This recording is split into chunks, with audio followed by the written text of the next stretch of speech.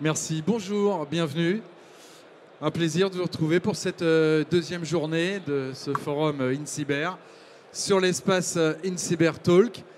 On va enchaîner les intervenants de qualité, toujours, hein, comme c'est le cas depuis le début. Et on commence aujourd'hui avec le sujet du voyage vers la cryptographie post-quantique. Et oui, nous y sommes. Et connaître votre feuille de route vers cet avenir quantum sécurisé. Merci d'accueillir Pierre Codis de la société Keyfactor. Bonjour. Bonjour. Eh bien, allons-y, l'espace est à vous. Merci. Bonjour à tous. Alors écoutez, on va commencer directement dans le vif du sujet avec l'aspect du timing. Pourquoi maintenant et voler l'aspect timing. Donc je vais commencer par être assez factuel et faire un petit rappel pour les gens qui ne suivent pas forcément toute l'actualité. Le NIST, qui a officialisé les algorithmes post-quantiques en août 2024 déjà, a publié sa position en rappelant, donc ça c'est sur le petit diagramme, la petite photo, l'extrait du document public de gauche, en indiquant que la famille d'algorithmes RSA et courbe elliptique seront catégorisés, donc je cite, deprecated en 2030 et non autorisés en 2035. Voilà, donc ça c'est déjà un fait établi par le NIST. Deuxième rappel, d'un point de vue timing, on a chez nous l'ANSSI, la BSI allemande, les équivalents néerlandais, et 18 membres de l'Europe se sont positionnés sur une position en commun, un papier, un joint paper, dont j'ai repris ici un petit extrait tout simplement avec les éléments importants. Le premier point, c'est deux menaces essentielles ou deux points particuliers qu'ils ont mis en avant. Le premier, c'est la menace et la problématique des données donc du store now ou still now, decrypt later. Voilà. Donc là où effectivement la recommandation, c'est de tacler cette problématique dès aujourd'hui. Le deuxième point mis en avant ici par le texte, c'est de préparer et d'anticiper les périodes de migration d'infrastructures à clé publique, les infra PKI, qui demandent beaucoup de préparation et de tactique de migration. Je termine juste par un petit rappel, le texte.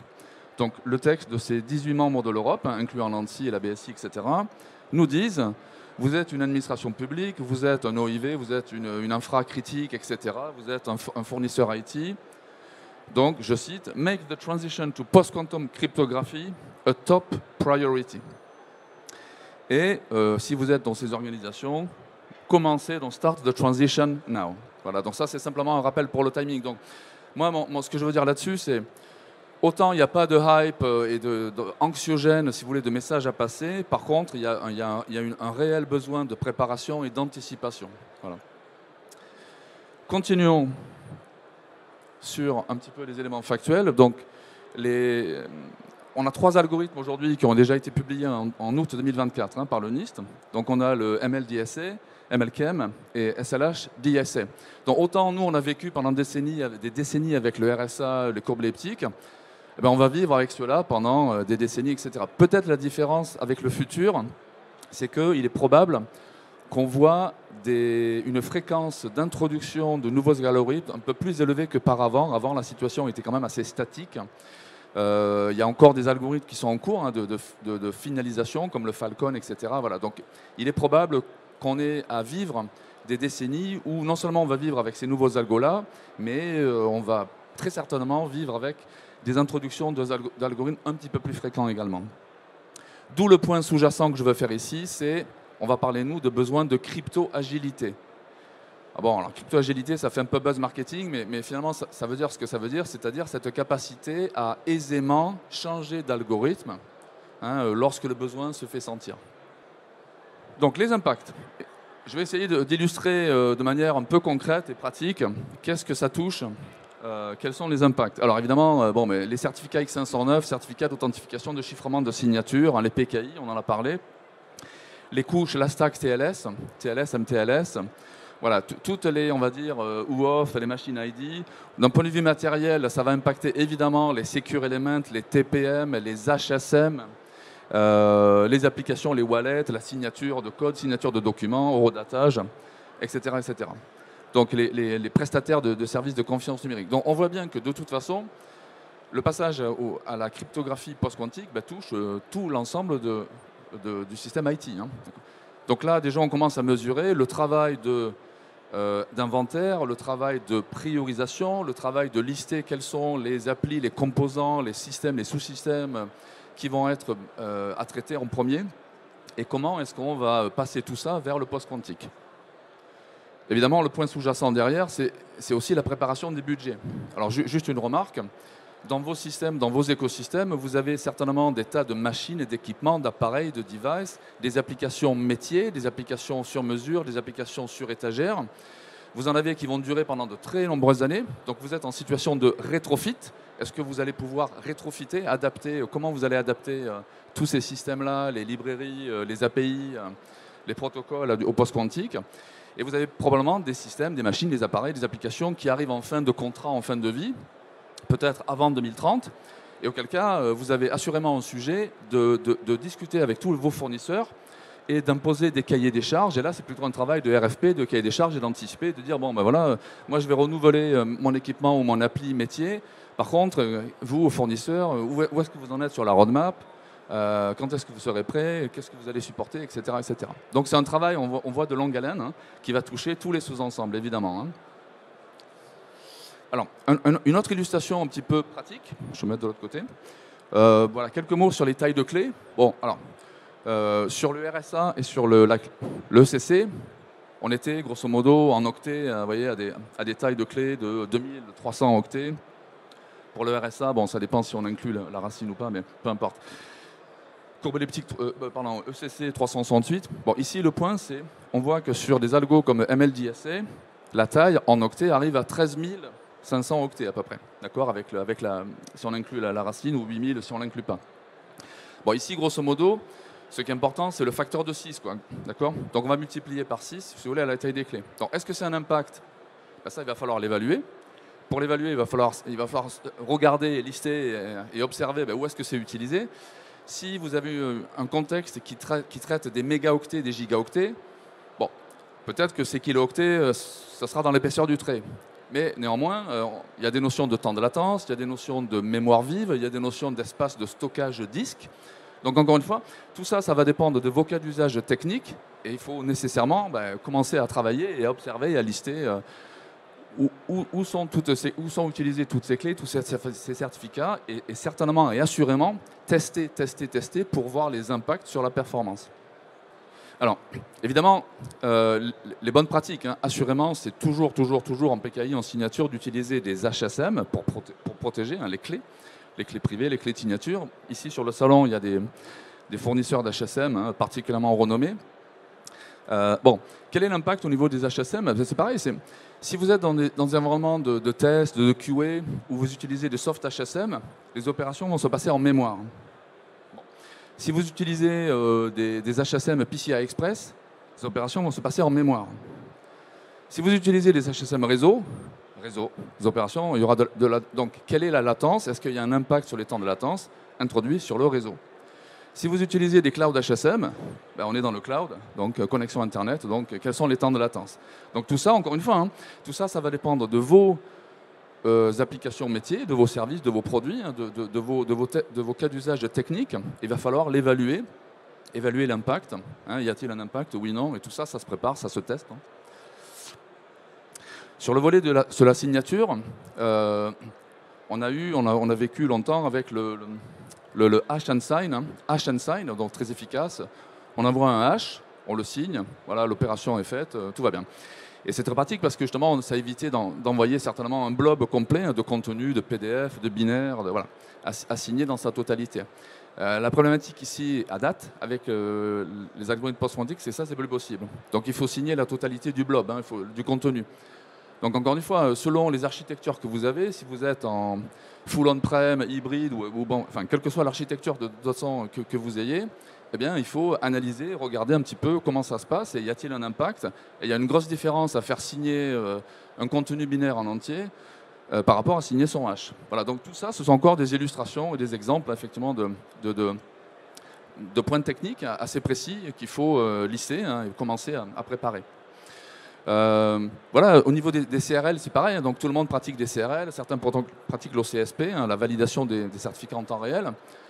Quid des impacts sur les CRL, les tailles de CRL. Donc là, nous, pour info, si vous êtes intéressé, on a notre responsable technologie, Thomas Gustafsson, qui est le fondateur de la PKI JBCA. Voilà, et son équipe, ils ont eu des HSM en mode bêta de différents fournisseurs. Ils ont fait des tas de benchmarks sur les transactions par seconde, les tailles, etc., etc. Voilà. On a observé en effet ici quel était l'impact sur les tailles des CRL, le nombre d'entrées. Donc là c'est pareil, hein, ça il faut voir qu'est-ce que vous avez vous dans vos CRL, combien d'entrées vous avez, quelles sont les tailles, et voir s'il y a un impact ou pas. Hein, ça il faut le prévoir aussi. Un autre exemple pour illustrer un petit peu les impacts, sur les protocoles. Donc là on parle des protocoles PKI, donc des protocoles de auto-enrôlement et auto-renouvellement des certificats. Alors il y a le protocole SCEP qui est ultra connu mais ultra vieux. Voilà, donc lui, alors déjà, il ne supporte pas les courbes elliptiques, et alors là, pour le coup, il supporte encore moins le post-quantique. Donc là, celui-là, il s'est mal barré. Pour l'instant, enfin, il n'y a pas de visibilité sur l'avenir du SCEP sur le post-quantique, à date. Hein. Ensuite, vous avez un protocole tel que l'EST, qui est très bien, très moderne, très pratique, mais comme on ne peut pas utiliser le même certificat pour le chiffrement et la signature, il y a un petit souci, un petit sujet sur le protocole ESP. Donc, les organisations de standardisation, les groupes de travail vont voir ça, mais en tout cas, là, à date, il y a un petit sujet en effet sur le protocole EST. Alors qu'il n'y a pas de sujet sur le protocole, il n'y a pas de sujet post-quantique sur le protocole CMP. Bon, voilà.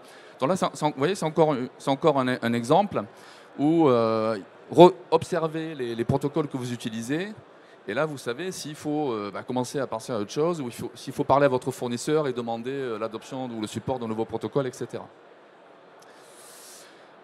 Voilà pour quelques exemples un petit peu, on va dire, technico-pratiques, impactants. Donc, comment on s'y prépare? Je me casse la gueule. Alors, comment on s'y prépare? Déjà, le premier point, nous, on va insister. Alors, évidemment, on est éditeur de PKI et de CLM, donc forcément, on va faire la promotion de la CLM. Mais franchement, aujourd'hui, donc CLM, pour ceux qui ne connaissent pas cet acronyme, Certificate Lifecycle Management, aussi appelé CLA, Certificate Lifecycle Automation. C'est un outil qu'on installe, qui a l'avantage et qui a la vertu de faire l'inventaire de tous les certificats X509 que vous avez.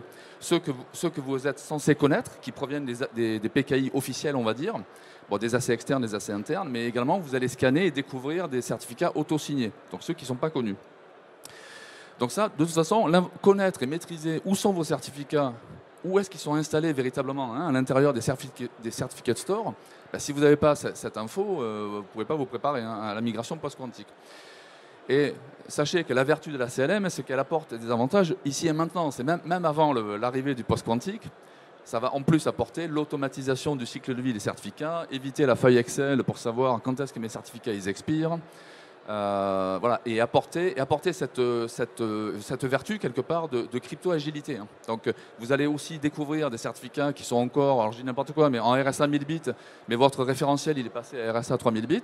Bon, ça c'est l'occasion justement de les découvrir et de monter en référentiel de sécurité, même avant la cryptographie post-quantique. Premier point. Le deuxième point, on l'a vu hein, donc vous allez recenser, lister, évaluer donc quels sont les protocoles, les API, vous allez nécessairement prioriser les équipements, les applications métiers, et donc faites des tests. Prenez des PKI, une PKI post-quantique, voilà, telle que la nôtre, comme par hasard, et puis testez. Je vais toucher deux mots de l'hybridation. Un certificat hybride est valide pré- et post-quantique, donc il est valide ici et maintenant, même si vos équipements clients, votre application client ne supporte pas encore le post-quantique, ce certificat est valable. Donc ça a la valeur de pouvoir tester ces histoires de temps de latence, de mémoire, de stockage de disque, etc. Donc tout ça, on peut le tester dès aujourd'hui. Et puis la data, bien entendu, il faut classifier ces données. Donc là, je m'appuie moi sur le Gartner ici, voilà, le conseil du Gartner. Donc, si vous avez de la data dont la sensibilité s'arrête à 2026, 2027, il n'y a pas de sujet. Si vous avez de la data, disent-ils, qui est sensible jusqu'à 2028, ils disent, bon, peut-être il faudrait augmenter un petit peu la taille des clés, hein, donc muscler un peu le volet cryptographique, mais classique. Ils disent que si vous avez de la data sensible jusqu'à 2030, ils estiment qu'il y a un petit sujet quand même, il faudrait regarder si ce n'est pas le moment de passer au post-quantique, d'accord, ou de faire ou de programmer l'end of life de cette data. Et puis, tout ce qui est sur de la data sécurisée au-delà de 2030-2031, alors là, pour eux, il n'y a pas de sujet, il faut commencer à se protéger dès maintenant. D'accord ? Les stratégies de migration de PKI. Alors, une PKI, alors évidemment, on peut faire une migration complète, mais ça, aujourd'hui, l'écosystème n'est pas prêt de toute façon. Hein, donc on l'a vu, hein, vous avez vu, hein, les TPE, les STPM, les HSM, les protocoles, les stacks, les API, etc. Donc tout ça, ça va prendre un certain temps. Néanmoins, chronologiquement, si vous avez une AC racine qui expire en 2026-2027, enfin là, franchement, il n'y a pas de sujet. Là, je vois pas comment. Enfin, vous pouvez pas ne pas tacler et préparer. Hein, la nouvelle PKI qui sera en place pour 10, 12, 15, 20 ans, celle-ci nécessairement devra prendre en compte le post-quantique. Donc vous devrez déjà préparer à minima votre stratégie de migration. Hein.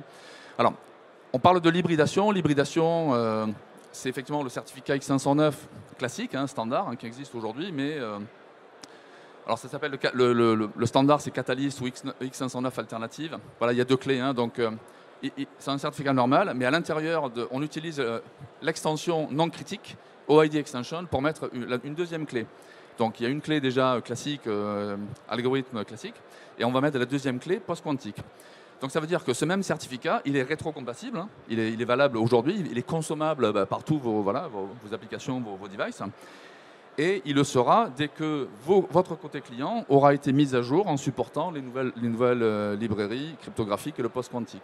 Donc c'est vrai que l'hybridation est assez... Voilà, c'est une approche qui est plutôt souple, neutre, hein, voilà.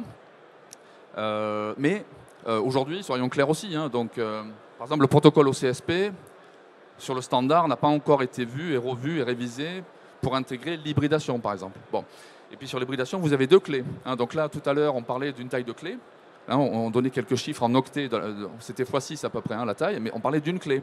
Sur l'hybridation, vous avez deux clés. Donc vous avez encore un petit peu plus. Bon, voilà. Donc tout ça, il faut le prendre en compte aussi. Et de toute façon, vous ne pourrez pas faire l'économie d'engager le dialogue avec vos fournisseurs, votre supply chain, pour savoir où est-ce que vous en êtes sur votre roadmap, qu'est-ce que vous allez sortir quand, est-ce que vous allez supporter l'hybridation, oui, non, etc., etc. On peut avoir aussi des transitions, comme par exemple ici, j'illustre ça, c'est un diagramme qui a été publié par la BSI allemande, pour sa PKI fédérale. Hein. Vous voyez, ils maintiennent la PKI classique jusqu'en maximum 2035. Voilà.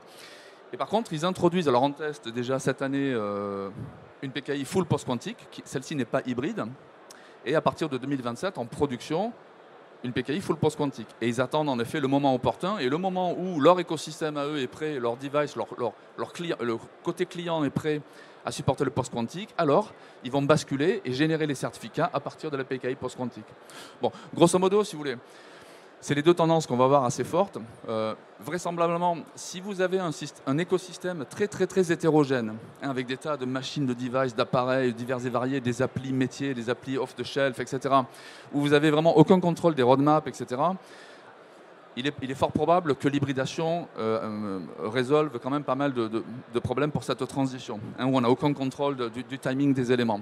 Peut-être à l'inverse, si vous êtes dans un écosystème où vous maîtrisez bien ou en tout cas un système qui est très homogène, où vous maîtrisez bien la roadmap de vos éléments clients, peut-être qu'une approche comme ça est plus intéressante. Encore une fois, cela doit être évalué, hein, au regard de vos équipements, de vos cas d'usage technique. Voilà, ça c'est juste, j'en ai parlé tout à l'heure, donc ça c'est le certificat hybride, hein, donc, qui est rétrocompatible, qui possède les deux clés.